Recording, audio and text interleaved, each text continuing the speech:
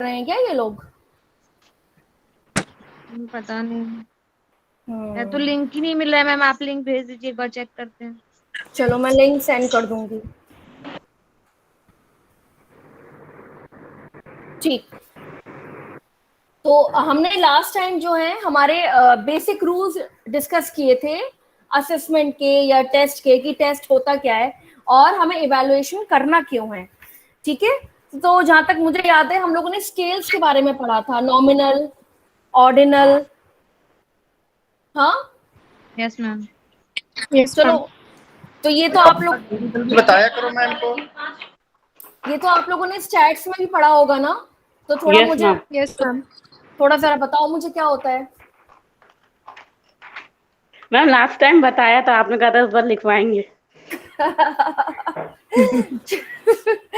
चलो ठीक है फिर। Yes ma'am. हेडिंग सबसे पहले हेडिंग डालो, yes nominal ma'am. Scale. Nominal scale, लेकिन इसको पीछे कर दो।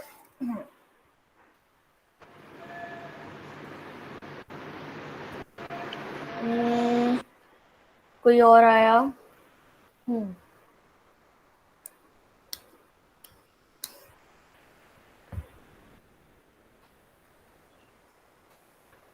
चलो सीमा तो आ गई, वेलकम सीमा।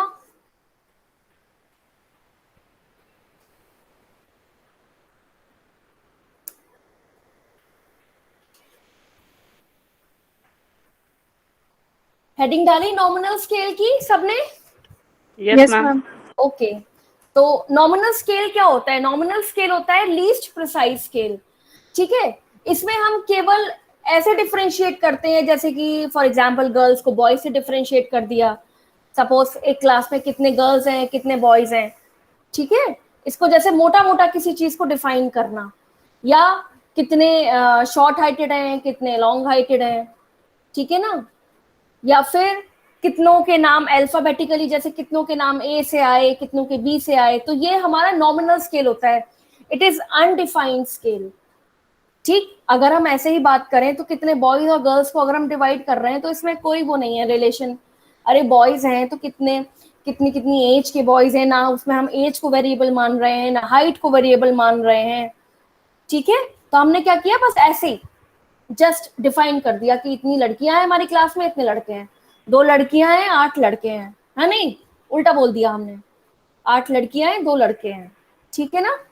तो ये नॉमिनल स्केल में आता है जब कोई भी चीज is not well defined and is not specific. ठीक है ना। तो इसको लिखो, in a nominal scale, in a nominal scale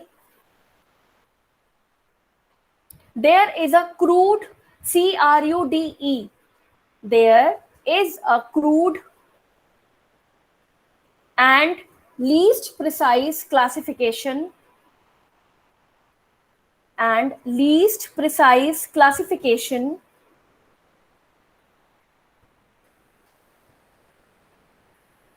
among the variables, among the variables.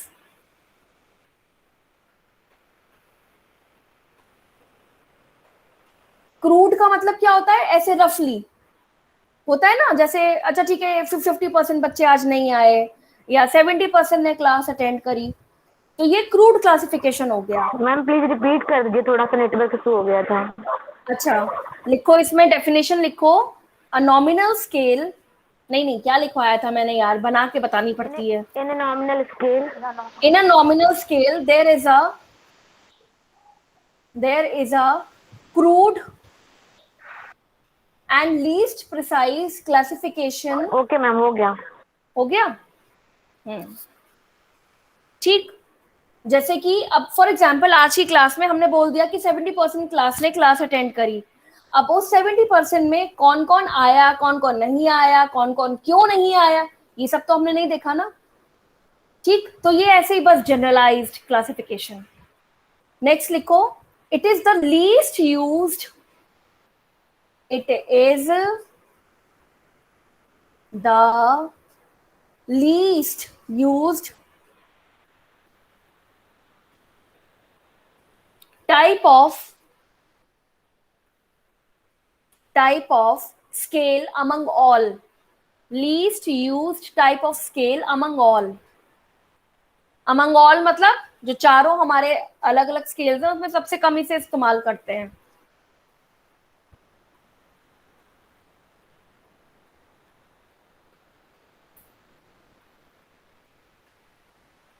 Points में लिख रहे हो ना?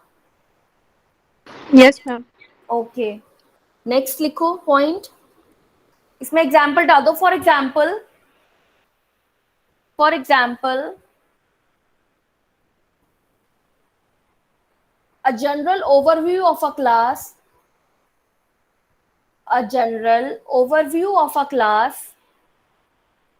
in terms of total number of boys and girls.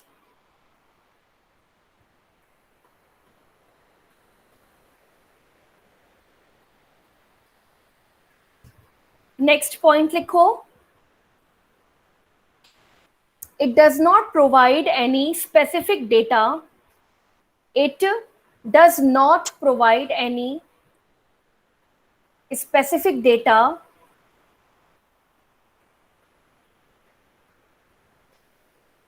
or order of rank variable.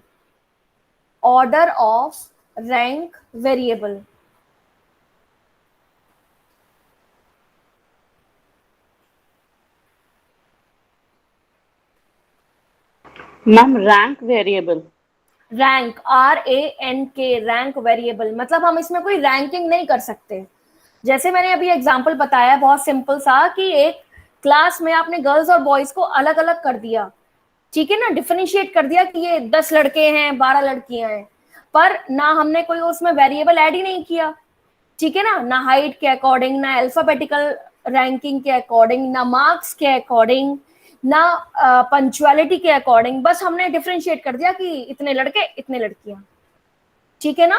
तो दिस इज वेरी क्रूड और ये generalised वे में use नहीं किया जा सकता, ठीक है ना. समझ में आया? Yes ma'am. चलो अब नेक्स्ट क्या था हमारा? ऑर्डिनल. Yes ma'am. हेडिंग डालो ऑर्डिनल स्केल.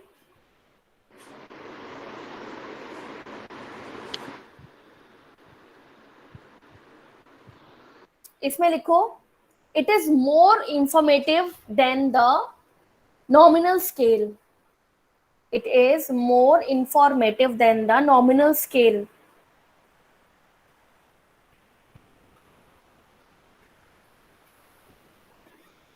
Next point लिखो. It allows a teacher or mentor. It allows a teacher or mentor to classify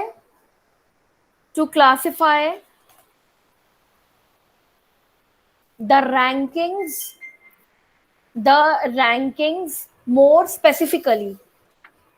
RANKINGS, the rankings more specifically, and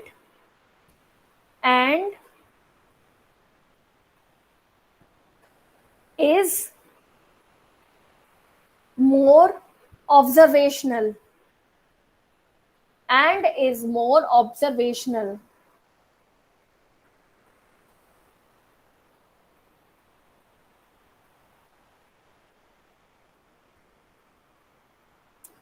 Next point लिखो. For example,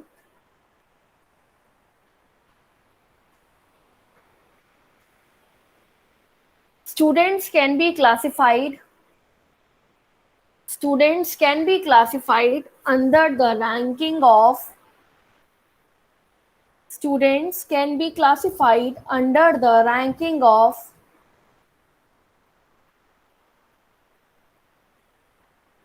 poor, fair, FAIR, fair, good or excellent. Poor, fair, good or excellent.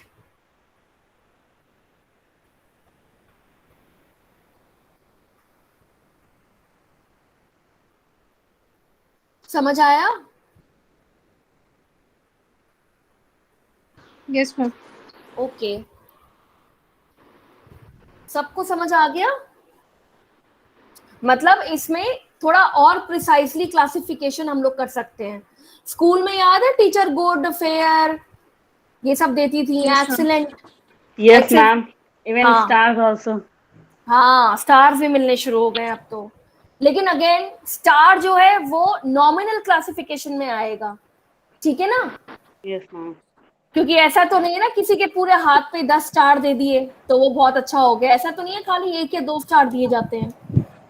तो again उसमें कोई categorisation नहीं है, लेकिन जब आपको good मिलता है, फेयर मिलता है, एक्सीलेंट मिलता है तो yes you have a ranking. ठीक, नेक्स्ट हम लोग लिखते हैं इक्वल और इक्वल इंटरवल स्केल लिखवाया था ना? Yes, ma'am. Third. Yes, ma'am. हाँ, ये वाला हेडिंग डालो, equal interval scale.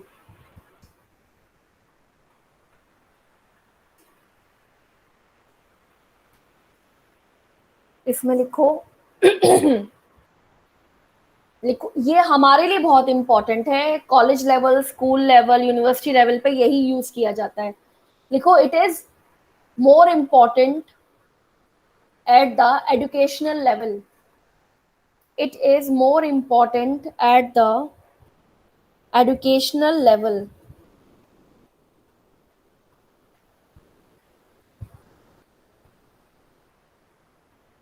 Next point लिखो, it is more precise than the other two scales. It is more precise than the other two scales.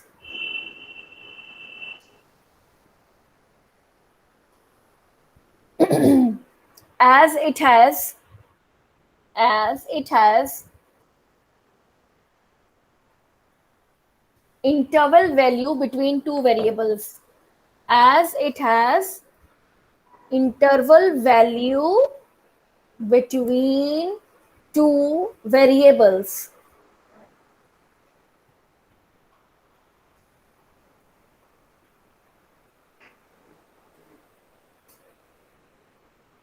क्या मतलब हुआ इसका?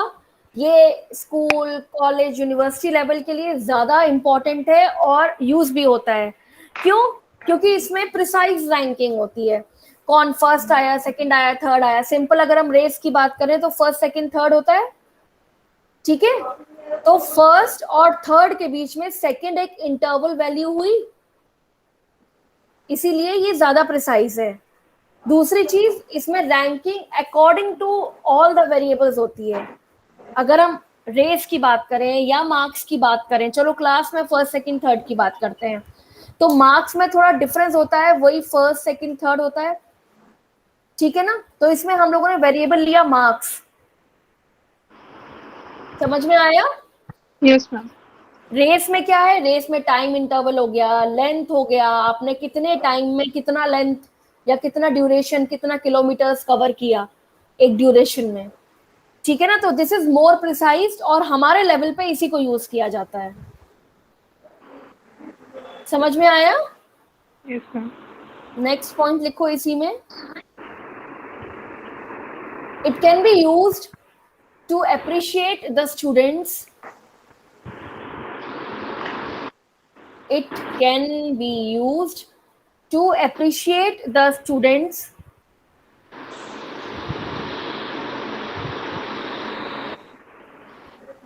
by giving them specific positions. For example, first, second, third, and so on. For example, first, second, third, and so on.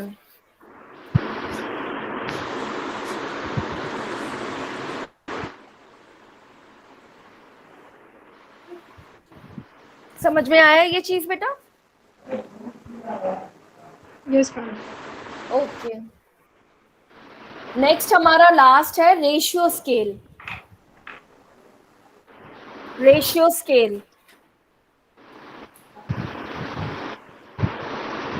ये सबसे ज्यादा इस्तेमाल किया जाता है, सब वर्ल्ड वाइड ये सबसे ज्यादा इस्तेमाल किया जाता है और सबसे ज्यादा यूजफुल भी है, लेकिन हमारे एजुकेशन सिस्टम में ये थोड़ा कम होता है यूज। तो रेशियो स्केल में होता क्या है, लिखो लिखो, it is one of the most informative scale, it is one of the most informative scale among all, among all,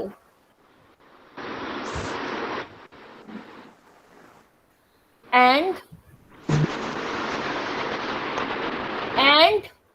highly refined in terms of calculations,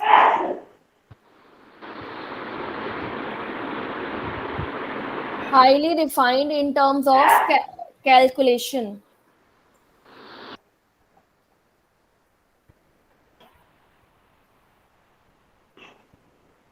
Next लिखो, it has an additional feature of zero, it has an additional feature of zero.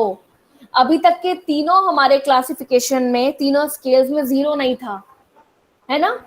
पहले वाले में तो कोई ranking ही नहीं थी, दूसरे वाले में अगर रैंकिंग थी गुड, फेयर, बैड या एक्सीलेंट, उसमें भी जीरो नहीं था। कोई गुड हो सकता है, कोई पुअर हो सकता है, कोई वेरी पुअर हो सकता है, लेकिन जीरो नहीं हो सकता, ठीक है। Yes sir. ऐसे ही इक्वल इंटरवल वाले में कोई फर्स्ट आएगा, सेकंड आएगा, थर्ड आएगा, फोर्थ आएगा और कोई लास्ट भी आएगा, है ना, पर कोई जीरो नहीं होगा। पर ये जो हमारी रेशियो स्केल है, इसमें जीरो की भी चांसेस हैं, इसीलिए it is more accurate and more specific, और इसीलिए सबसे ज्यादा यूज भी करी जाती है वर्ल्ड वाइड। लिखो फिर नेक्स्ट पॉइंट लिखो। हाँ बेटा नेहल। मैम ये रेशियो स्केल किस चीज में यूज होता है? आ रहा है अभी, हर चीज में यूज होता है, इनफैक्ट हमारे एजुकेशन सिस्टम में भी यूज होता है। परसेंटाइल का रिसर्च पर्पसेस में हाँ, शायद ये ज्यादा यूज होता है। रिसर्च में होता है, और अभी नई चीज चली है परसेंटाइल, इंजीनियरिंग में परसेंटाइल, एमबीबीएस में परसेंटाइल, सुना होगा ना।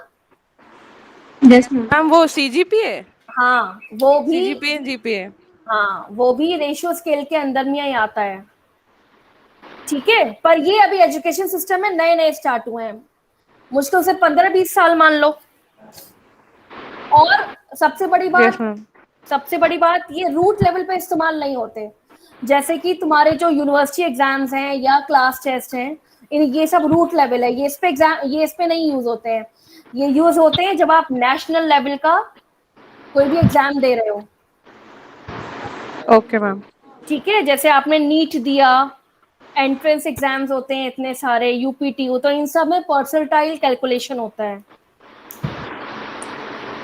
चलो नेक्स्ट लिखो इसमें।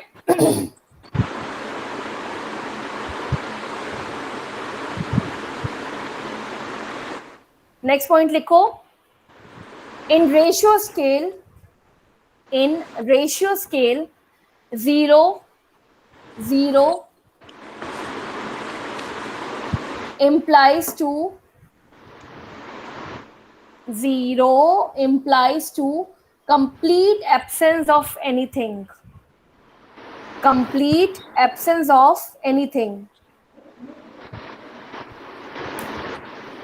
तान्या माइक बंद करो।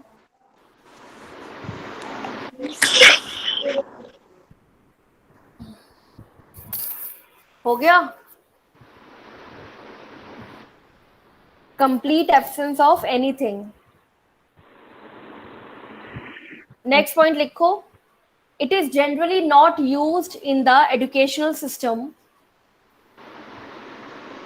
it is generally not used in the educational system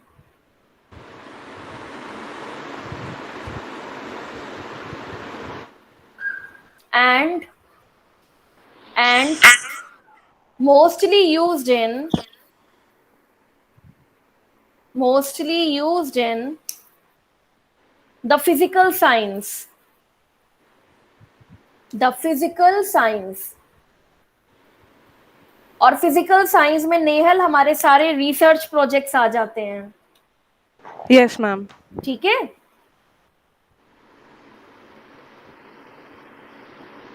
ma'am I have been reading few researches, तो उसमें ऐसे डिटेल रेशियो स्केल का यूज करके उन्होंने काफी सारी इंफॉर्मेशन अपनी रिसर्च से डेडिकेट करी हैं फिर उसके बाद।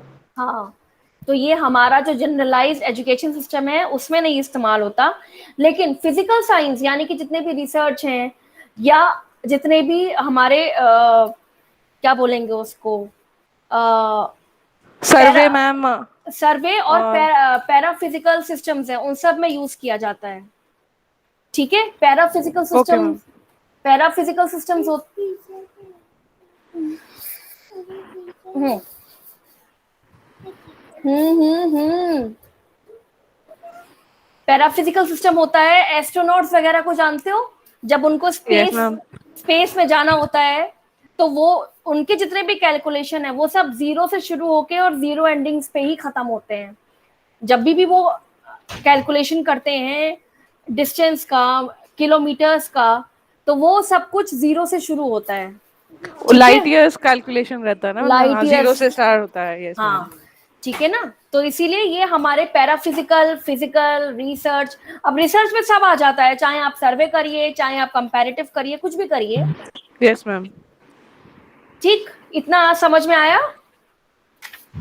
Yes ma'am. अब एक ट्रायंगल बनाओ।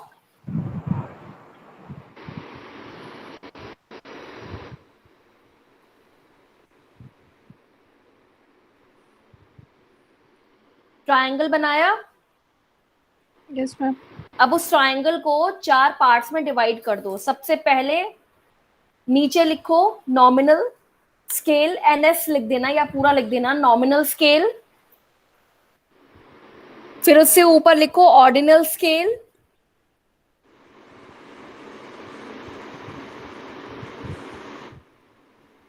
फिर उससे ऊपर लिखो, क्या लिखोगे? Equal interval scale. Equal interval scale. और सबसे ऊपर आ जाएगा हमारा रेशियो स्केल।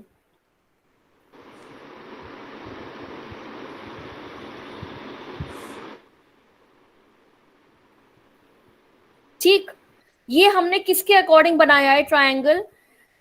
बेस जो है, तुमने देखा बेस पे हमने क्या रखा है? Nominal scale. ठीक, क्योंकि बेस सबसे बड़ा है, सबसे वेग है, नॉमिनल स्केल भी सबसे बड़ा है, सबसे वेग है। ठीक है, तो जैसे जैसे हमारे स्केल्स ऊपर जाते जा रहे हैं वो बहुत प्रिसाइज होते जा रहे हैं।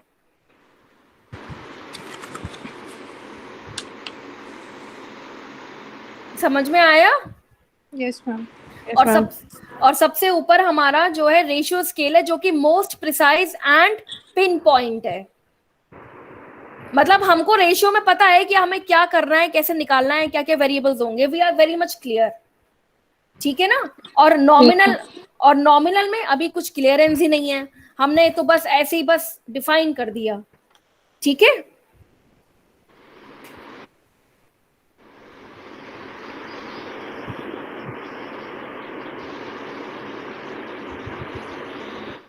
चलो बना लिया। एक बार मुझे कोई दिखा दो।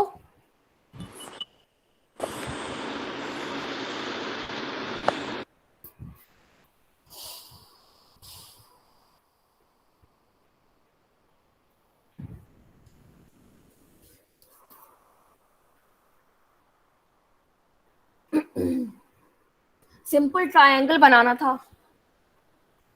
हाँ सही है। ठीक,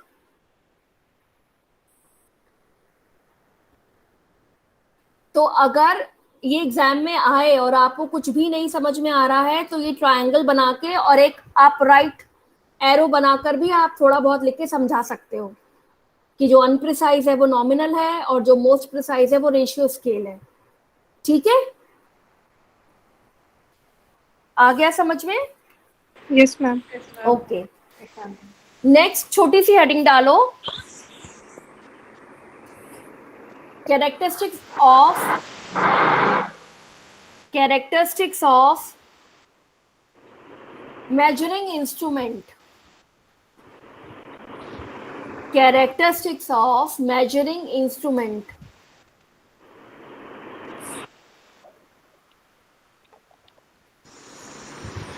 मतलब हमारे मेजरिंग इंस्ट्रूमेंट के कैरेक्टरिस्टिक्स क्या होने चाहिए एक अच्छे मेजरिंग इंस्ट्रूमेंट के। क्योंकि हम एजुकेशनल फील्ड में हैं तो मेजरिंग इंस्ट्रूमेंट का मतलब क्या हुआ, आप कोई भी टेस्ट ले रहे हो, असेसमेंट दे रहे हो, असाइनमेंट दे रहे हो, ठीक है, रिटन इवैल्यूएशन कर रहे हो, ओरल इवैल्यूएशन कर रहे हो, ये सब हमारे इंस्ट्रूमेंट में आ जाते हैं, ठीक, because we are related with educational field. तो इसमें क्या होना चाहिए, पहला पॉइंट लिखो, it should be more of objective, it should be more of objective.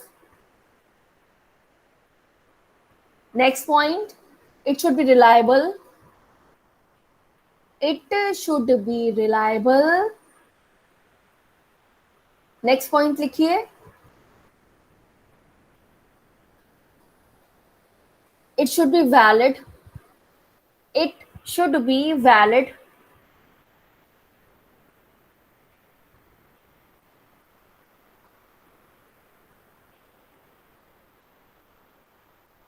Next लिखो, the tool should be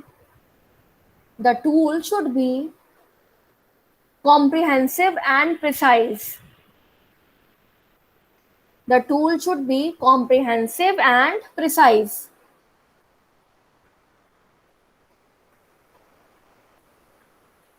और लास्ट लिखो,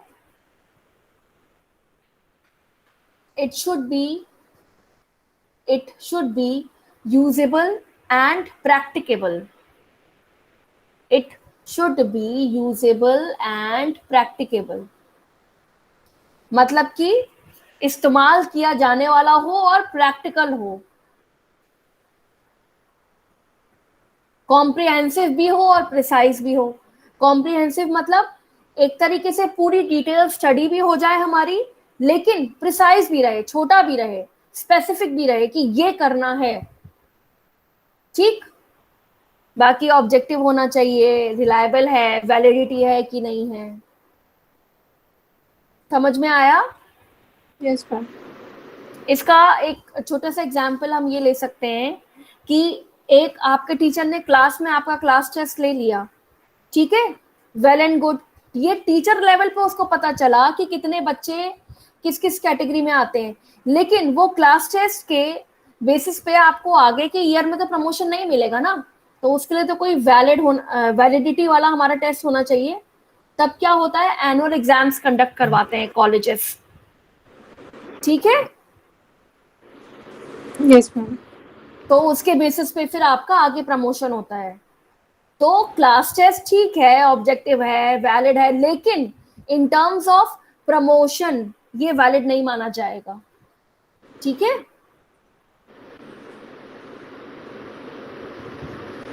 Yes, ma'am.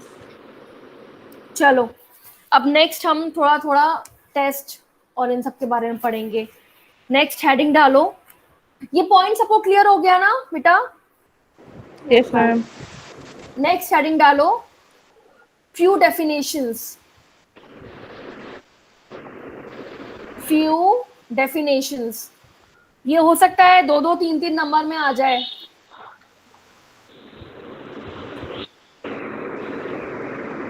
Ma'am, no question comes less than 5 marks. तो ठीक है फिर, चलो हाँ तो ठीक है ना, 2.5 की 2 आ जाएंगी, रिलैक्स। मैम 5 नंबर का एक क्वेश्चन बना देंगी। चलो इसमें पहला हेडिंग डालो, टेस्ट। टेस्ट, हम सबको पता है टेस्ट क्या होता है, आए दिन होते रहते हैं, हर फील्ड में होते हैं, है ना। सिंगिंग हो गया, डांसिंग हो गया, और क्लास के लेवल पर तो इतने सारे टेस्ट होते हैं। तो लिखो, test is defined as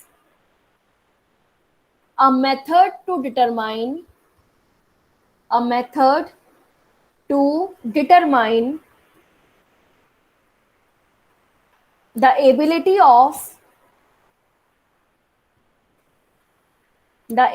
of an student, any student,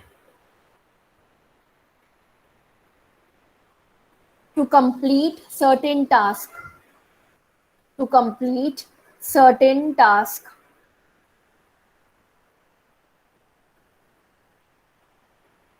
or to demonstrate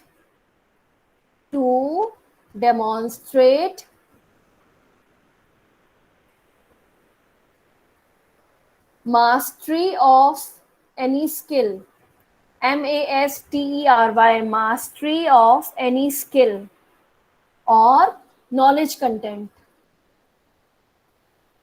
mastery of any skill or knowledge content.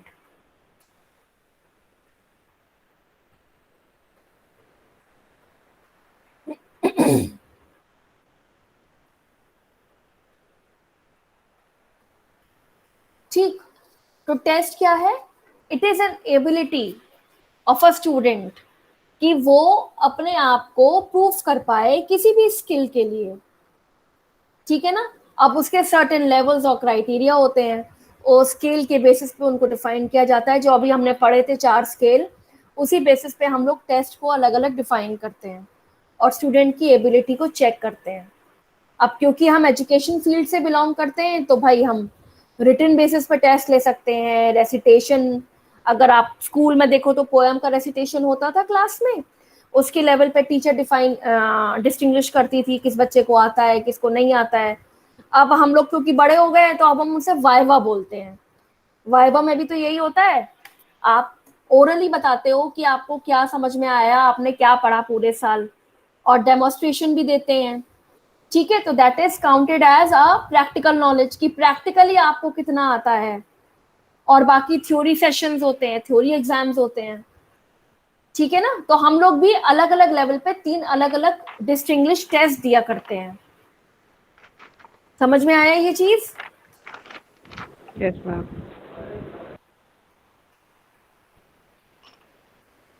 चलो नेक्स्ट पॉइंट लिखो, assessment. Assessment, ma'am next definition. हाँ नेक्स्ट डेफिनेशन। पहली डेफिनेशन थी टेस्ट, अब नेक्स्ट है हमारा assessment.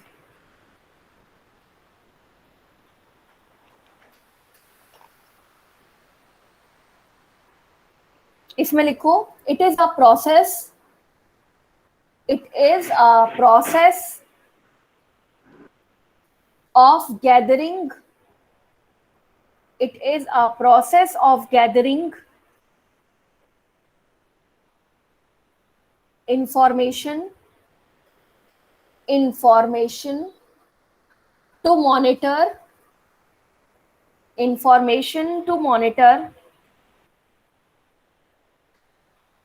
the progress of an individual,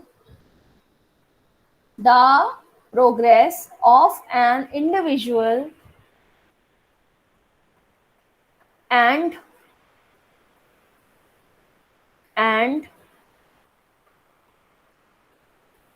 make any educational decision,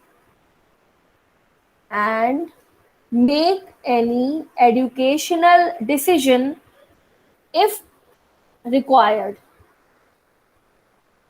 if required को bracket में कर देना।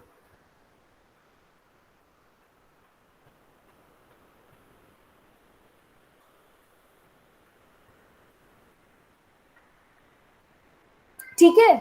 आप असेसमेंट के बेसिस पे, जैसे मैंने पहले बताया था कि असेसमेंट के बेसिस पे आप केवल प्रमोशन नहीं, किसी को भी आगे प्रमोट नहीं कर सकते हो। तो उसके लिए जो हमारा वैलिड टूल रहेगा वो टेस्ट ही रहेगा। लेकिन आप असेसमेंट में टेस्ट इंक्लूड कर सकते हो, टेस्ट में असेसमेंट इंक्लूड कर सकते हो। समझ आया? लेकिन केवल असेसमेंट के बेसिस पे you can not promote anyone to any other level. उसके लिए आपको टेस्ट देना ही पड़ेगा। इसमें लिखो next point, like written exam में इंटरव्यू। हाँ हाँ राइट, जैसे कि जो रिटन एग्जाम है वो आपका टेस्ट हुआ, लेकिन इंटरव्यू जो है वो असेसमेंट होगा। समझ आया?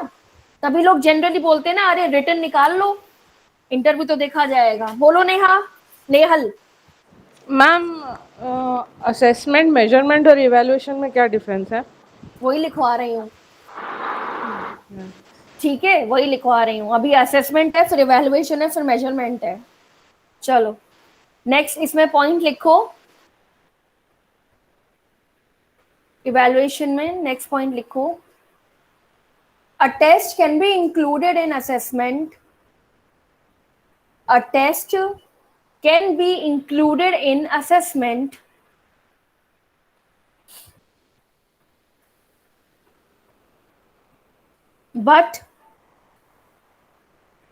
but it is not a promotional parameter, but it is not a promotional parameter.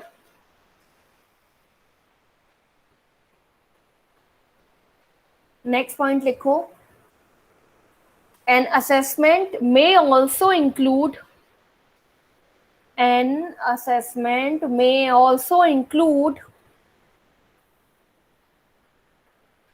observations, comma, interviews, may also include observation, comma, interviews,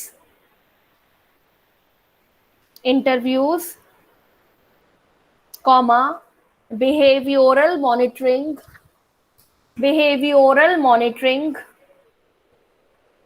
etc.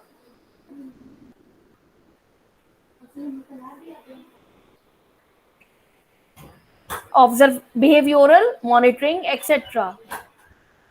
तो इसका क्या मतलब हुआ? असेसमेंट के अंदर टेस्ट भी आएगा, लेकिन assessment individually you can not assess a person to get to a different level. मैं खाली आपका असेसमेंट करके आपको प्रमोट नहीं कर दूंगी second year, third year, fourth year में, ठीक है ना? उसके लिए मुझे टेस्ट इंक्लूड करना पड़ेगा। लेकिन असेसमेंट में और क्या क्या चीजें आती हैं, जैसे हमने किसी के बिहेवियर से उसका अंदाजा लगाया कि भाई ये तो पढ़ने में तो इसका बिल्कुल मन नहीं है, ठीक है, या इसकी जानने की इच्छा है या नहीं है। दूसरा हमारा क्या आता है? इंटरव्यू में आपको ओरल असेस किया जाता है कि आपकी ओरल नॉलेज कितनी है। एक आपने बुक पढ़ लिया, आपने टेस्ट क्वालिफाई कर लिया, वो अलग चीज, लेकिन आप उस चीज को प्रैक्टिकली कितना ज्यादा यूज कर रहे हो, that is the main motive of an interview, या जिसे हम लोग अपने लैंग्वेज में डेमोन्स्ट्रेशन बोलते हैं। हमारे एजुकेशन सिस्टम में तो उसे डेमोन्स्ट्रेशन ही बोला जाएगा। और पहला पॉइंट क्या लिखवाया था मैंने इसमें? ऑब्जर्वेशन। हाँ अलका बोलो बेटा। मैम जैसे वो फिजिकल असेसमेंट होता है उसको इंक्लूड करेंगे इसमें या नहीं? नहीं, फिजिकल असेसमेंट मतलब क्या, वो जो मेडिकल टेस्ट वगैरह होते हैं? फिजिकल, हाँ। नहीं, वो इसमें नहीं आएगा, वो इवैल्यूएशन में आएगा। ओके, ठीक है। मैम आपने लिखवाया है इसमें information to monitor the progress of a individual, तो असेसमेंट में प्रोग्रेस तो मॉनिटर करते ही हैं हम लोग मैम, पेशेंट की जैसे। हाँ वो असेसमेंट में आएगा ना। अच्छा ओके मैम, वो असेसमेंट में आएगा, उसको आप ऑब्जर्वेशन के अंदर कर सकते हो, लेकिन एग्जामिनेशन लेवल पे वो चीज नहीं आएगी। Yes ma'am. ठीक है, वो हमारे लिए आएगा, वो हमारे डेमोन्स्ट्रेशन के अंदर आएगा। ठीक है, समझ में आई ये चीज? बहुत माइन्यूट सा डिफरेंस है। ठीक है बेटा, जैसे कि फॉर एग्जाम्पल इसको ऐसे समझो, जब आप पुलिस वगैरह का एग्जाम देने जाते हो तो वहां पे आपका मेडिकल किया जाता है, जो मेडिकल एग्जामिनेशन होता है। Yes ma'am. ठीक है ना, दैट इज फिजिकल एग्जामिनेशन, पर उसको हम अपने यहाँ अपने एजुकेशन सिस्टम में नहीं ऐड करेंगे। ठीक है ना? आप खाली पेशेंट को ऑब्जर्व करोगे, ऑब्जर्व करके आप उसका डेटा लगाओगे, लेकिन आप उसको आगे प्रमोशन नहीं दे सकते हो कि ये ठीक हो गया है। आप उसकी सिर्फ एक प्रोग्नोसिस बना सकते हो। लेकिन यही चीज जब किसी एग्जाम में होती है, जैसे कि ये जो मैंने आपको बताया जितने भी सिविल सर्विसेज हैं या जितने भी पुलिस वर्क होता है, उसमें वही ऑब्जर्वेशन को आप आगे क्वालिफाई कर देते हैं और प्रमोशन होता है, ठीक है। और उसी की वजह से लोगों Yes, को ma'am. उसी की वजह से जो लोगों को जो है रिजेक्ट भी किया जाता है, Yes, ma'am. ठीक है ना। लेकिन हम हमारे एजुकेशन सिस्टम में उसकी वजह से रिजेक्ट नहीं करते किसी को और ना ही प्रमोट करते हैं। समझ में आई ये चीज अलका? Yes ma'am. चलो अभी आगे और क्लियर होगा। नेक्स्ट पॉइंट डालो, इवैल्यूएशन। असेसमेंट क्लियर हुआ? यस मैम, आगे मैम और पढ़ते जाएंगे तो फिर और क्लियर हो जाएगा डिफरेंस हाँ, भी। एक बार तीनों डेफिनेशन एक बार पढ़ो फिर समझ में आएगा। तो इवैल्यूएशन में लिखो तुम लोग, it is the process to define define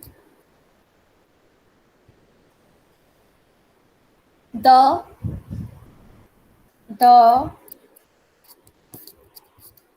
precise criteria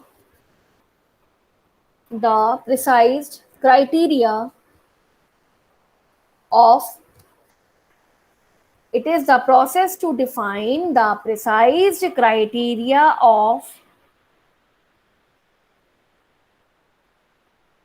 of the subjects bracket में लिख लो students, of the subjects bracket में students to meet any specific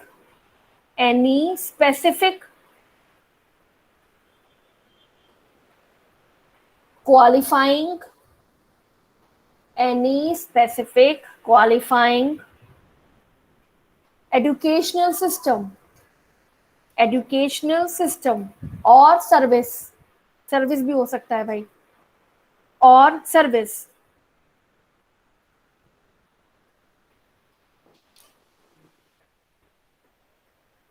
ma'am service as job? नहीं, सर्विस एज जॉब नहीं, सर्विस एज आप क्या क्या practically applicable चीजें कर रहे हो।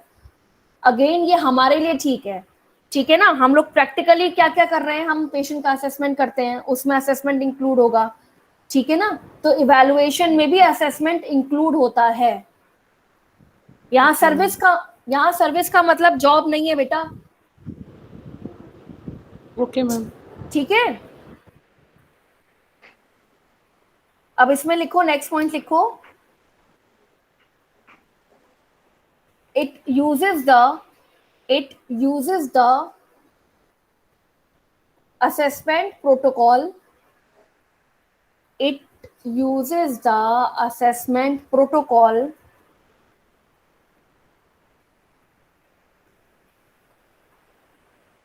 according to the predominant criteria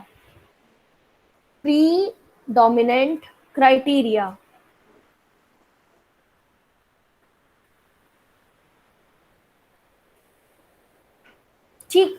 अब इसका मतलब क्या हुआ, असेसमेंट में हम लोग क्या क्या कर रहे थे, हम लोग जनरल ऑब्जर्वेशन कर रहे थे, ठीक है। और हमने क्या किया, बिहेवियरल चेंजेस हमने देखे, और हमने क्या किया हमने असेसमेंट में, एक और पॉइंट, इंटरव्यू, ठीक है, जिसको हम अपनी लैंग्वेज में डेमोन्स्ट्रेशन बोलेंगे। फिर और हमने असेसमेंट में टेस्ट को भी इंक्लूड किया, ठीक है ना। इतना समझ में आया? Yes ma'am. अब ये जो इवैल्यूएशन है इसमें हम असेसमेंट को इन्वॉल्व कर रहे हैं। इसका मतलब असेसमेंट के जितने भी हमारे चारों क्राइटेरियाज थे वो सब इवैल्यूएशन में यूज हो रहे हैं, लेकिन एक डिफरेंस है, जो कि एक प्रीडोमिनेंट क्राइटेरिया है, उसको लेकर हम आगे बढ़ेंगे। सपोज फॉर एग्जाम्पल, जैसे कि यूनिवर्सिटीज में 50% पासिंग मार्क्स हो गए हैं, यस मैम। सारी यूनिवर्सिटीज में है 50% लाने हैं, ठीक है। तो ये एक प्रीडोमिनेंट क्राइटेरिया है, मतलब कि पहले से सेट किया हुआ वैलिडेशन, एक वैल्यू कि 50 से नीचे फेल और 50 से ऊपर पास, 50 हमारा बॉर्डर लाइन, ठीक है ना। अब यही 50 से लेके 100 के अंदर ही हम पूरा इवैल्यूएशन, टेस्टिंग और असेसमेंट करते हैं। समझ में आई ये चीज? Yes, ma'am. मोर देन 50 के ऊपर। हाँ बेटा, 50 से नीचे आप क्या इवैल्यूएट करोगे, है ना। 50 से नीचे आप क्या इवैल्यूएट करोगे जब आपका एक क्राइटेरिया सेट है, यस मैम। है ना। हम मतलब लोगों मैम हमने पहले असेसमेंट कर लिया, उसके बाद हम उस प्रीडोमिनेंट क्राइटेरिया को लेकर के फिर हम नेक्स्ट इवैल्यूएशन पे आएंगे। नहीं, जब हम इवैल्यूएशन करते हैं तो उसमें असेसमेंट और टेस्ट दोनों को इंक्लूड किया जाता है, ठीक।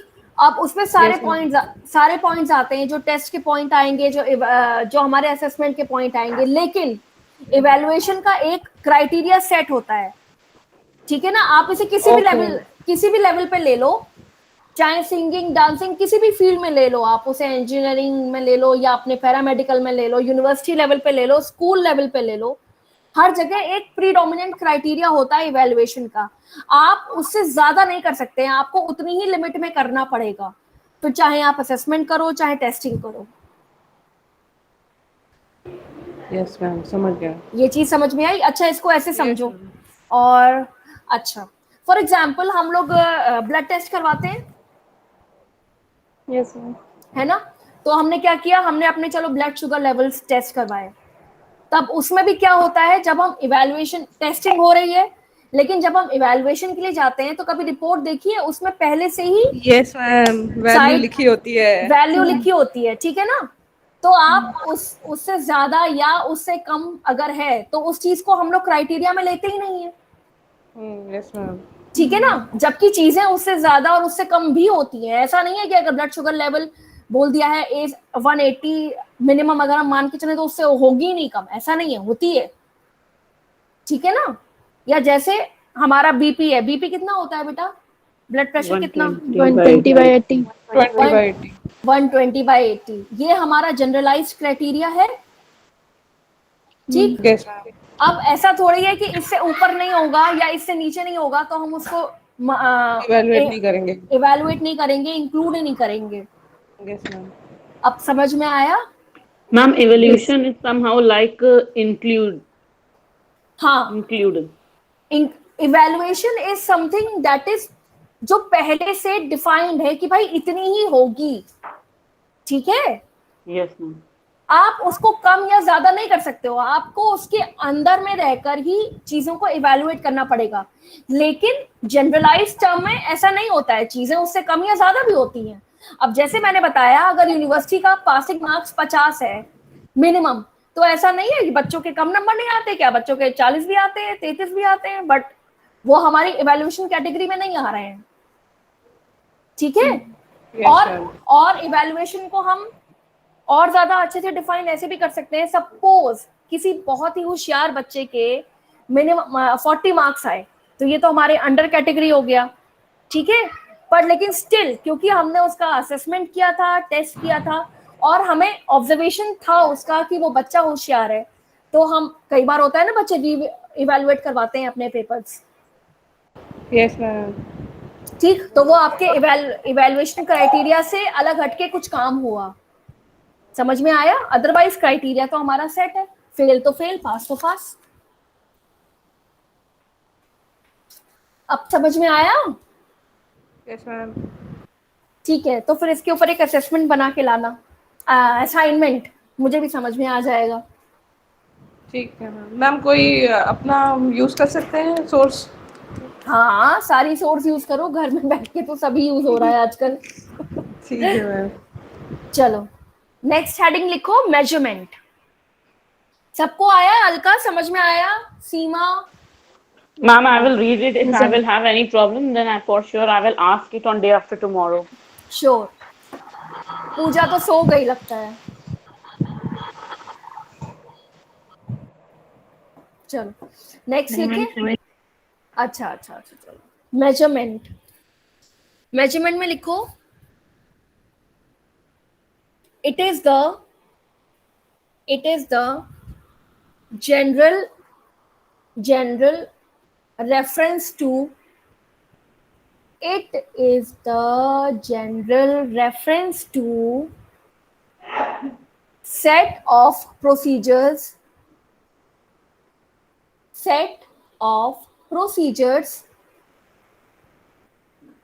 and principles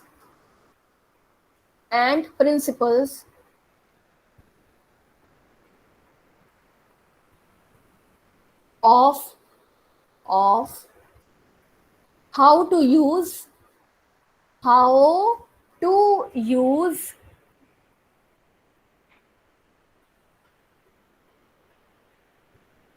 other procedures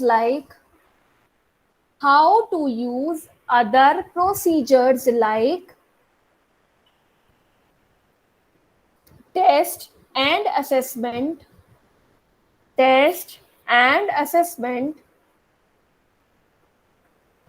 in the educational field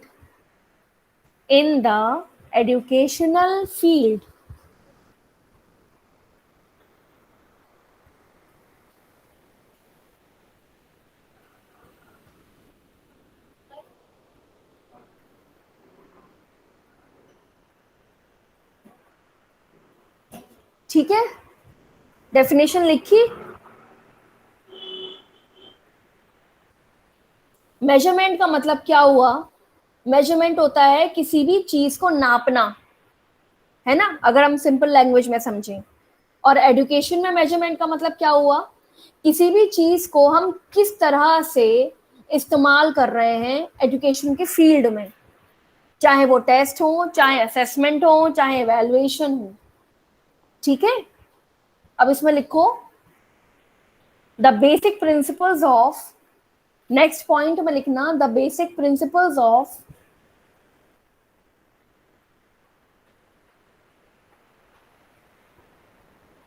measurement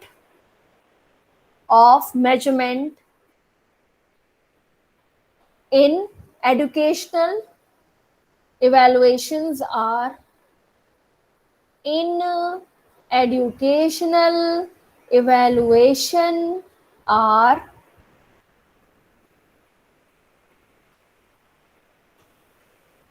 लिखा, उसके आगे डैश लगा के लिखो raw scores, RAW, raw scores। Next लिखो percentile ranking,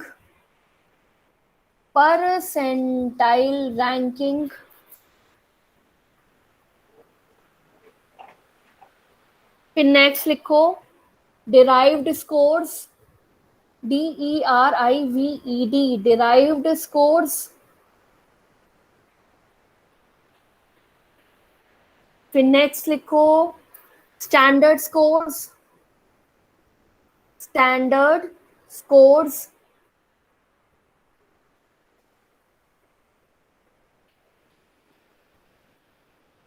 etc. Ma'am, please repeat first one once again. First one was raw scores, RAW, raw scores। Second is percentile ranking, third is derived score, फिर standard scores Good. और etcetera. मतलब जो measurement हमारा जो tool है उसमें सारी चीजें इंक्लूड हो जाती हैं। ठीक है, ये भी एक इवैल्यूएशन का ही टूल है और हम इसमें सारी चीजें इंक्लूड कर लेते हैं। आपके रॉ स्कोर्स क्या थे, आपका परसेंटाइल रैंकिंग क्या है। अच्छा, परसेंटाइल रैंकिंग से क्या समझते हो? नाम तो सुना होगा।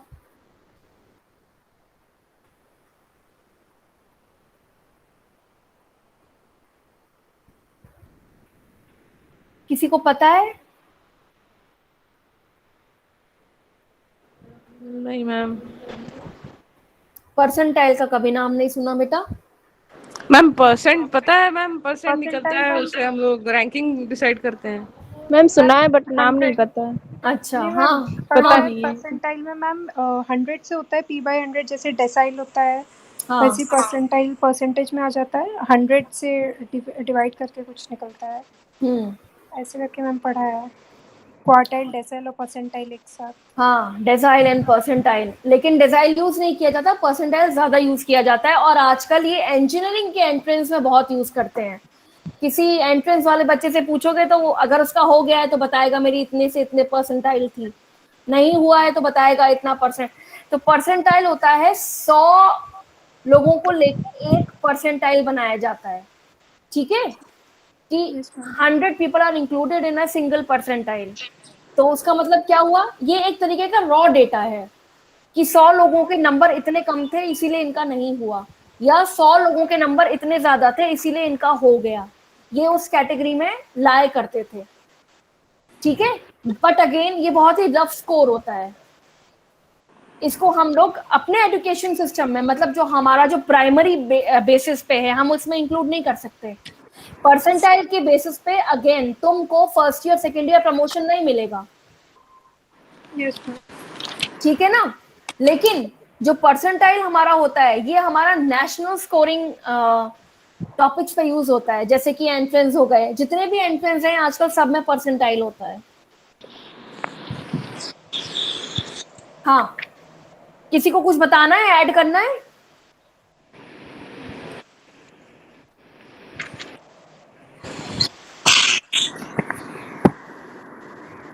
नहीं, आगे बढ़े। Yes, ma'am.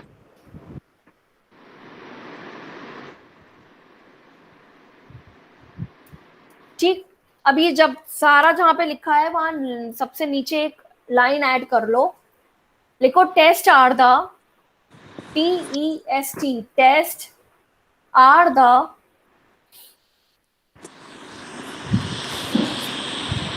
most important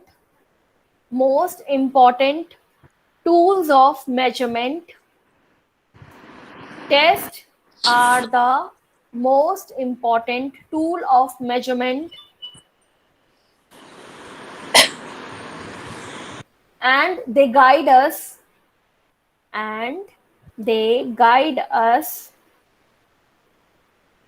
in the evaluation process.